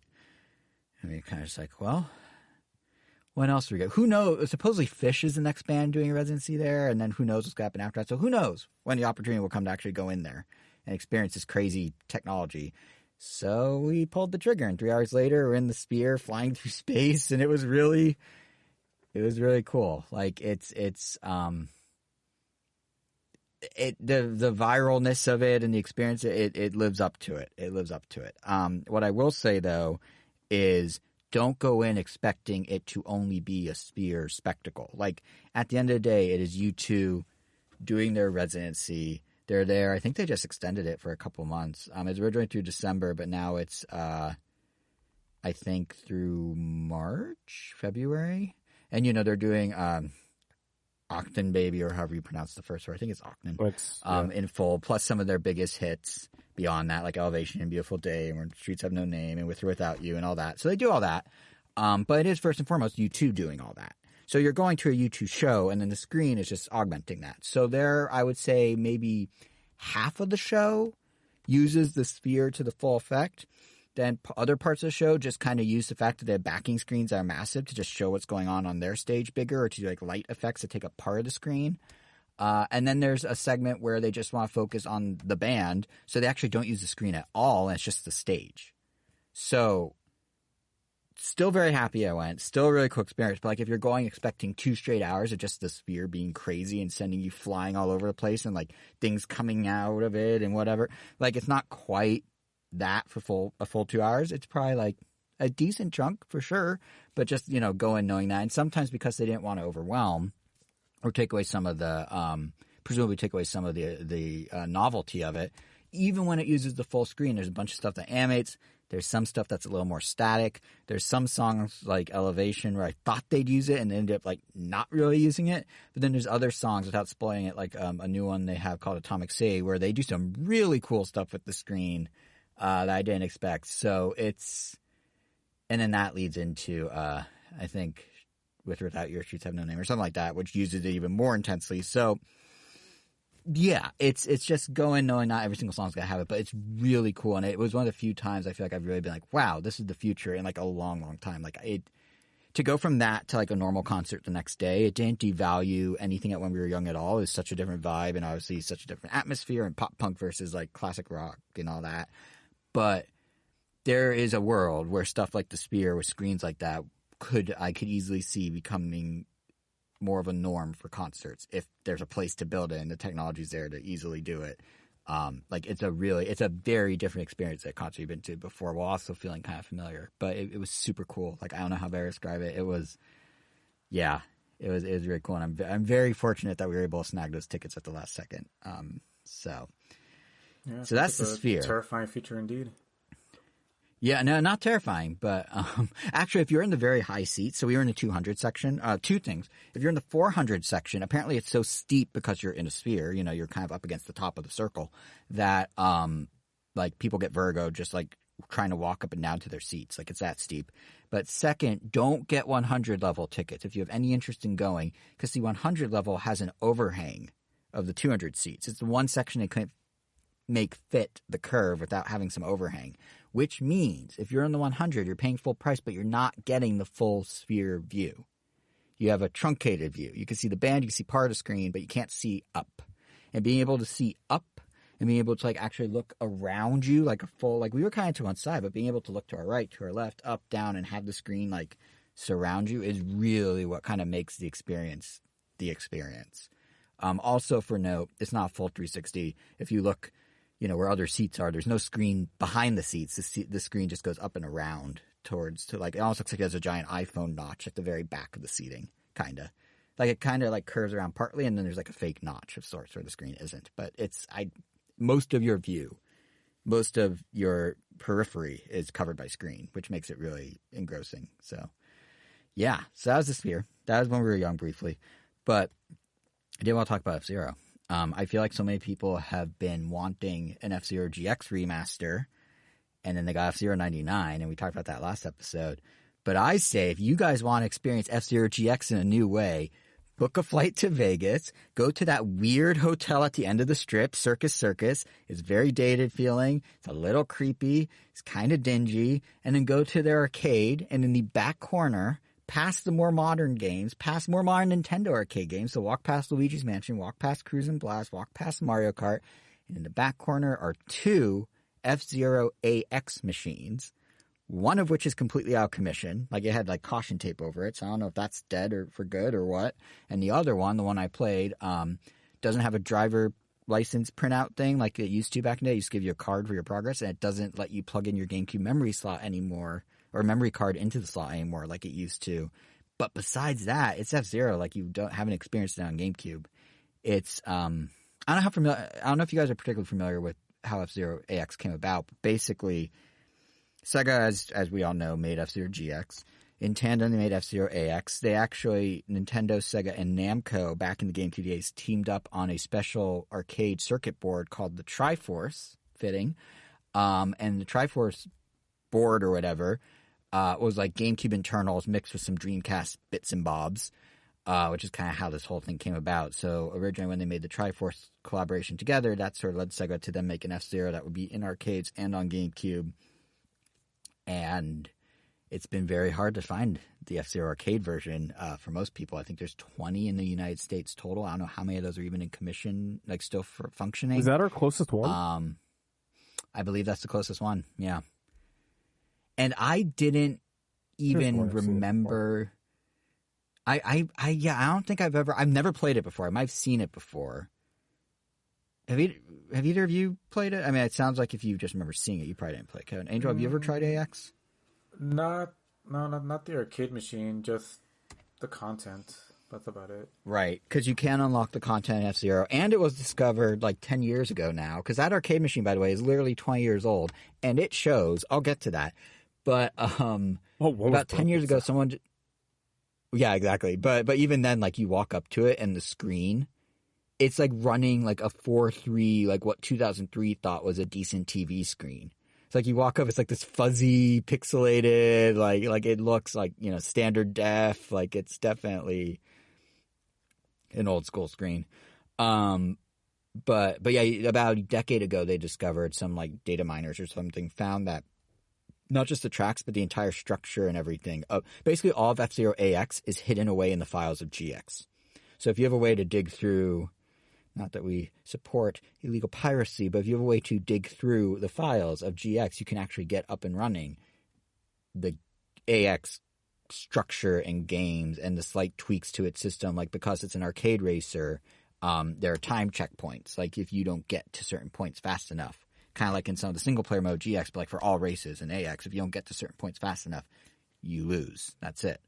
So that whole structure and all the tracks and all the exclusive cars from the AX are buried in the files of GX. But if you want to experience AX in its full glory, if you will, go find a machine, because I didn't know this. It moves when you steer. Like, I thought it was just an arcade machine of GX that had some different tracks, and then I walk up to it and there's a seat belt, and I'm like, okay, this can't be that serious, but it says to put it on, so I put it on. And then I'm reading all the, like, kind of not greatly translated stuff on the arcade board, because so few were made in America, or made it to America, that I don't think they bothered really doing, like, good translations. So I'm reading, like, the mostly solid but occasionally broken English that's saying, like, there's a pressure sensor, like, if it senses anything by where your feet should be that shouldn't be there, it will stop. And I'm like, this seems like a lot. And then the game started, and the seat started to kind of like rumble a little when I was boosting, and as I was turning, it started to turn with me, and I was like, "Oh, this thing actually rocks!" Like on the like x-axis, or like you actually turn with it. And then I discovered the drift mechanic, which here, or not the drift, the slide here. So in a standard F-Zero game, you just kind of tap and you can like sort of flatly go left or right versus steer. Here they're like kind of like these paddle shifters, like behind the steering wheel. When you hit those, the thing turns. Like your whole the whole unit literally jolts to the side, and it's pretty effective. Even 20 years later, the hydraulics are pretty effective. Maybe I'm misremembering things, but doesn't Mario Kart GP do this too? I don't recall it tilting. Angel, do you remember? Sworn it, or not tilted, but I could have sworn that it rumbles for sure. It rumbles, but this one actually like moves, like physically. Like I was like rocked around, like sideways. Yeah, I could have sworn. Yeah. It like. Yeah, no, GP GP rumbles though. Gotcha. Yeah, and I honestly thought when it started rumbling, like at the start of the race when it was coming in, I'm like, oh yeah, this is gonna be. That's all it's gonna be. And then once I started moving, and I didn't even notice the paddle shifters at first. So the first race, I was like, oh, this isn't too crazy. And then I was like, oh, paddle shifters, I should try those. And then when I did it in the second race, another thing about Circus, it's dead on a Sunday afternoon. So I had the machine to myself for half an hour. Circus is dead on any afternoon. I know. Well, you know what's really sad? So when I was walking through to the arcade, they have like the midway, and then they have this area where they have like live circus acts. And there's this poor woman doing this balancing act, like in a leotard, like these giant like beach ball looking things. And there were 3 people watching her. Just 3. It seated at least 100, and there were 3. And I could tell she just was like so not wanting to be there, and I felt so bad for her. And then I went and played F-Zero and forgot about her completely. So. But yeah, no, it's great. Like that's the other nice thing about if you go to Circus is you could just walk in and there's no one there. So I got like $10 worth of credits. That got me a full half hour basically. Every race was I think 11 credits. $10 gives you 100 credits. So I was there for a good while, and it was great.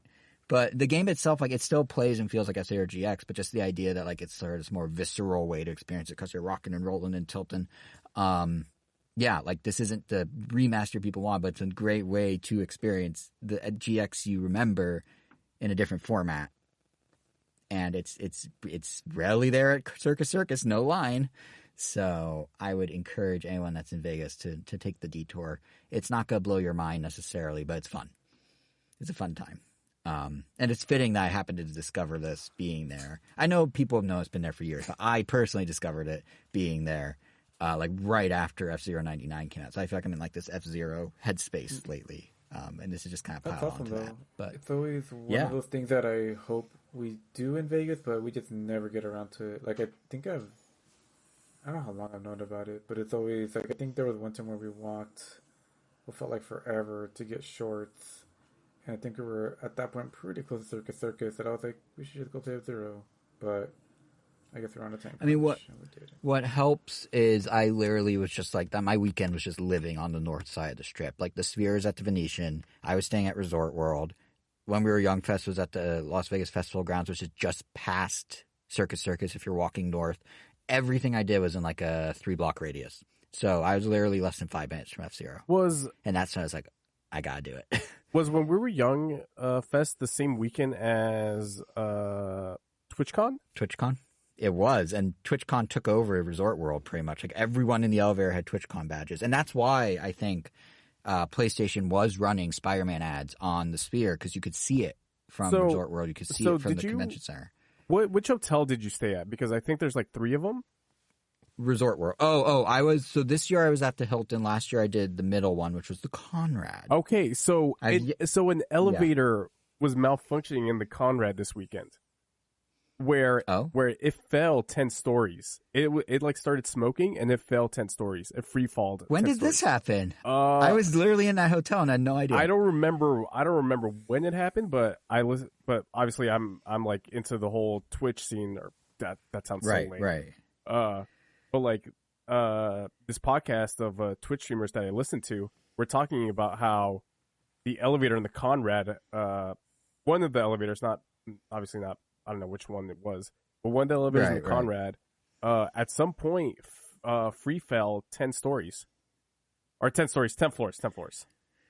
That's crazy. Yeah, it's all one building, but there's different sections, so to speak. Like, it all feeds into one casino, but, like, we walk down one hallway to one elevator bank for Hilton versus another for Conrad versus another for the fancy one, the Crockford, which is the only one we haven't stayed at yet because it's a little too fancy. Funny enough, having been there twice, because I know everyone's coming to this podcast for reviews of rooms in Vegas hotels that are multi-branded. Funny enough, I think we preferred the overall look and feel of the Hilton room over the Conrad room, even though the Hilton is the cheapest of the 3 and the Conrad was physically bigger and the Conrad had a quote-unquote view of the Strip when we were in it. I say that because they lit Resort World's next to a giant empty lot and then Trump Tower on one side and then the Strip's kind of off to the left if you look like towards the left. So you're mostly looking at an empty lot and Trump Tower. But yeah, even with all that stuff the car had going for it, like I think we preferred like the overall look and feel of the Hilton room. So save a few bucks. If you don't mind a city view where you're looking the other way north towards like downtown and stuff, still very nice views. We were on the 57th floor. It's pretty nice. Also, cool thing, if you do the Hilton route, you can pick your room when you check in. They give you every available room and you just pick the one you want. So we went with the highest one up. Not to get a free fall elevator. You know, we could go to Guardians of the Galaxy at Disney for that.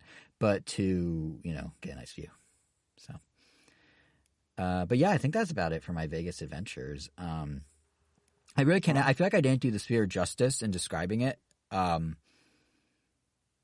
It's really cool. Like, I'm a huge nerd of new tech and experiencing new sorts of weird types of technology and stuff. And like, it checked all the boxes. It was super cool, and it's hard to put into words. So the Sphere, is it double layered? Yeah.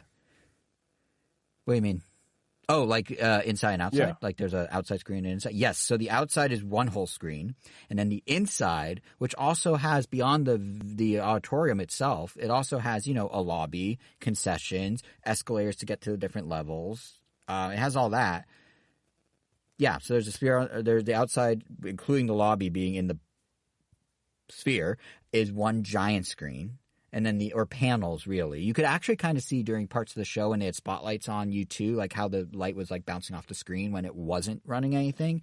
You could kind of see how it is. It's basically like it's like a bunch of pixels. It's like sort of like a lattice work. And if you shine light on it the right way, the light will go through the gaps in the pixels. You can actually kind of see like a hint of the lattice work behind it, but it's really subtle and you have to look for it. And the outside, that's much more apparent during the day, and the pixels are actually much bigger. The outside uses probably a slightly different version of the screen. Like when you're walking next to it really close, you just see dots. Mm-hmm. Like you can't, like it's that big. You can see each individual pixel. They're like probably, I don't know, they're big. But when you're inside, it's much tighter and the screen's probably higher quality as a result. So it's different screens, yes. But the whole experience, one thing I should mention, one cool thing they do is when you're in the lobby, has mood lighting. It's like purple and blue. It has like a hologram thing of like a spinning logo for like the U2. Like the show's called U2 UV, the Austin Baby Live, whatever. They have like a spinning U2 UV on like this hologram projector kind of thing. They have like these giant rings with lights in them, and they don't play music in the traditional sense. Like, you go to a venue or something and they're playing like random pop hits or whatever, or nothing. They're playing like ambient noise kind of. And then you like go in to your seat and they have the screen just displaying what looks like essentially like a wall of like metal panels. And if you look real close, like if you really look at it, you could tell they're rendered and not actual metal panels, but the effect works. And I mean, even if you look up while you're waiting for the show to start, they have like a ceiling with like a hole in it, and like a bird will occasionally fly in and sit on like the top rafter and then fly out. But obviously it's all digital. And then about 10 minutes before U2 comes on, they have a helicopter fly over the hole in the ceiling. Obviously, again, all digital to kind of signal, oh, they're coming, they're almost here. And then, a few minutes later it begins. And I won't spoil the rest, except to say one thing I forgot. It has wind effects. Our seats had a wind effect. It was subtle, but there's one moment during Vertigo where they use it. And you're like, okay, this is pretty cool. Like, it actually, like, we felt a breeze that we didn't feel at a time when we were supposed to be feeling wind, and it worked. And it was actually pretty cool. So, anyway, now I'm done gushing, I promise. One other thing, though, this is kind of breaking news tonight as we were getting ready to record, that we were going to touch on really briefly, and I think we're out of topics unless you guys have anything else, but Nintendo's kind of been in some, I don't know if I'd call it hot water, but they're getting some blowback. They announced some new guidelines. Yeah, they announced some new guidelines around community tournaments, which they define as tournaments that are under a certain number of people. I think it's under 200 people in person or 300 online, versus tournaments that are bigger than that and will require basically licensing with Nintendo. Which you aren't guaranteed to get, by the way. Which you aren't guaranteed to get, and you cannot apply for as an individual who wants to host a massive tournament, only as some sort of corporation or organization. And it has to be modern games. They can't even do older games, which is crazy. Yeah, it's unclear like what happens if someone wants to do Melee, for example. But basically, I mean, you can if you want to break the law and have the Nintendo Ninjas come in. No, but if you want to run an underground like Melee ring, you could. But yeah, basically, I feel like when Nintendo did stuff with like, what was that company that kind of went belly up in the chaos? Panda Gaming. Yeah, like they've done some stuff with different organizations. They've obviously worked with Evo. And in those situations, Nintendo struck essentially licensing deals.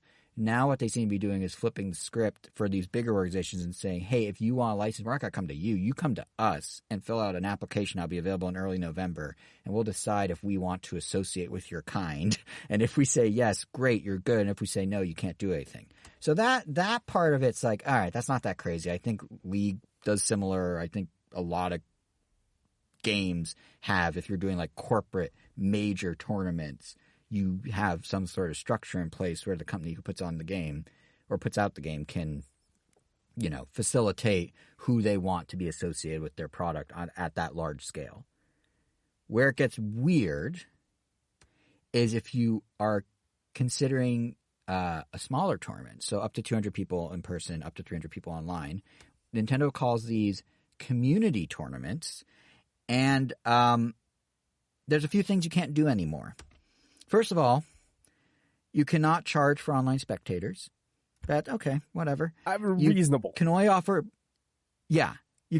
prizes up to $5,000. Okay, whatever. I can see how that could be an easy barrier. If you cross that, are you someone that's a corporation? Are you trying to make money off this? And here's where my first red flag comes in, where I don't know how many of these small underground tournaments are making more than, like, I don't know if the prize pool would really be over $5,000. Maybe I'm speaking out of my ass here. But the fact that it's capped at all is weird. A little. It's a little weird. Yeah, because it's like if people are contributing on their own. If a bunch of millionaires get together and want to play Smash Bros., can they not because they'll exceed $5,000? Right, like you know what I mean? Like a 200 person event, if everybody pitches in like $10, that's only $2,000. So I can, it's a little weird that it's capped, but not unreasonable in my opinion. Right, and that's weird what I'm kind of saying too. Is it's weird, but like I can see how you're like you play the odds, and you're just like if you're Nintendo, and you're like, listen, if you're over a certain threshold, you're not a bunch of millionaires. Right. You're just a company trying to get by. So I get that. Right. I also kind of understand this idea that they want to block people from having to have a subscription to a service in order to watch these tournaments. So they cite, you can't have something similar to like a YouTube premium requirement or like be subscribed to Twitter or, be part of a like it has to be, if it's going to be a thing that people can watch, it has to be a thing people can watch. Like you can't make money off that because I get that it's not hugely different than like if you play music or movies in a certain setting that you try and make for profit, that's not allowed either. Where it gets weird is when they get into stuff like you can't do it for charity. You can't sell food or drink at your tournament. And basically, you can't make any money that could come anywhere near breaking even. They literally say in it, like, we can provide guidelines for how you can lose money on this. So if you try and just break even just to do it for fun, nope. If you're selling food just to counterbalance the fact that you're renting the space, nope. Like, that's all out. And that's where it gets ridiculous to me. Insane.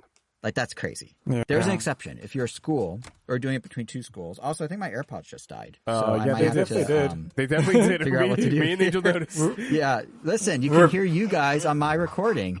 I don't know how I'm going to handle this. Hold on. I'm just going to put it up to my ear. Okay. That works. This is great. So I'm sorry to anyone listening if suddenly you hear like faint voices. My AirPods both simultaneously died, which is a first. I charged anyway, yeah, my so- headphones last night. I charged them right before we recorded. I think they're getting old. They're Sounds like 2.5 you need years new old. AirPods. Or It you sure just does. use Apple, one hit me and up. then just switch out to Yeah. the other one.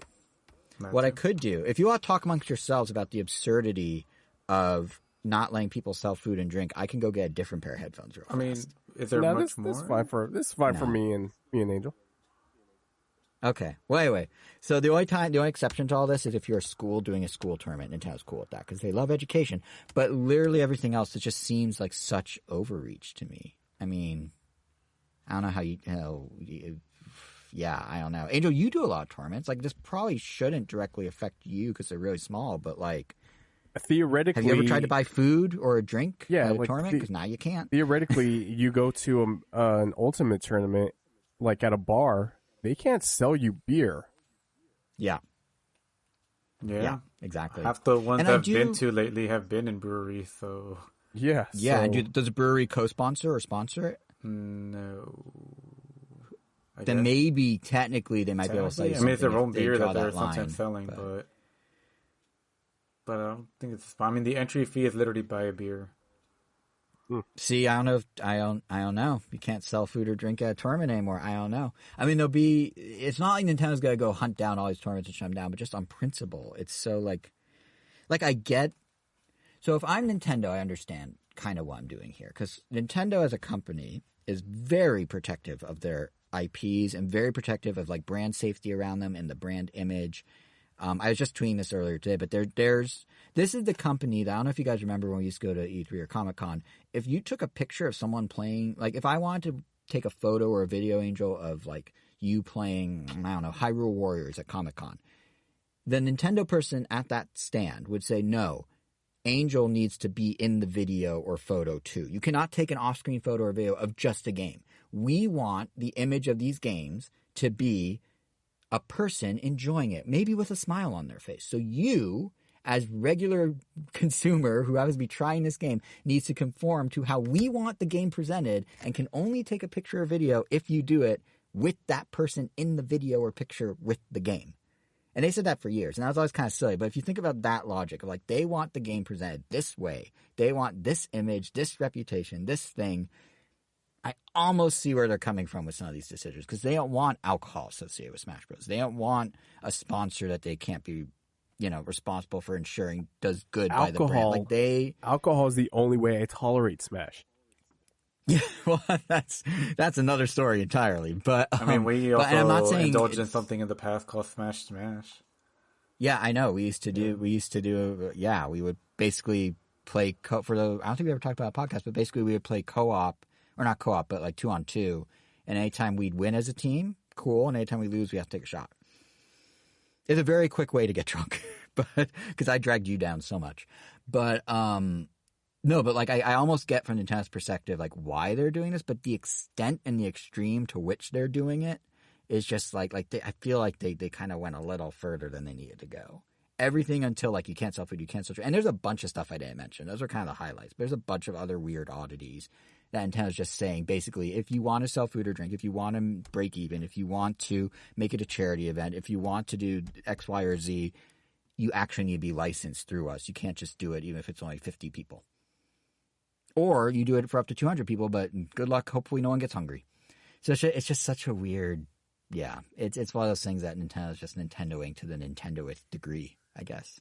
Yeah, and I said this on Twitter, but it's a shame that some of the most talented and creative developers, video game developers in the world, work with a company or work for a company that is so out of touch with its community.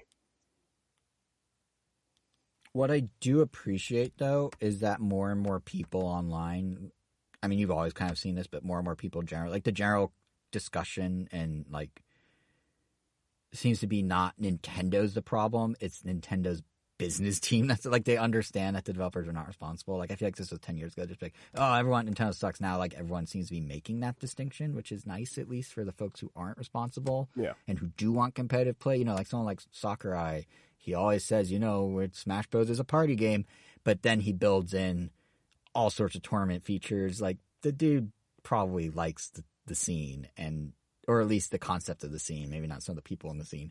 And I'm sure, you know, appreciates that people are now able to separate him from some of these decisions, or that the general conversation has moved in the direction of understanding it's important to separate him from some of these decisions. So... But yes, it's definitely kind of a backwards. It's apparently even more strict in Japan, but apparently esports in general are more strict in Japan. But yeah, it'll be interesting to see, like, if Nintendo basically is like, here, you submit a form, we give you access, you can do your tournament, we just don't want any like sex, drugs, or rock and roll associated with it. Like, if they're able to just kind of like let anyone submit, it's a really easy, seamless process. This might all be for nothing. Like, it might just be like, okay, if you want to host a tournament, you just give Nintendo a heads up.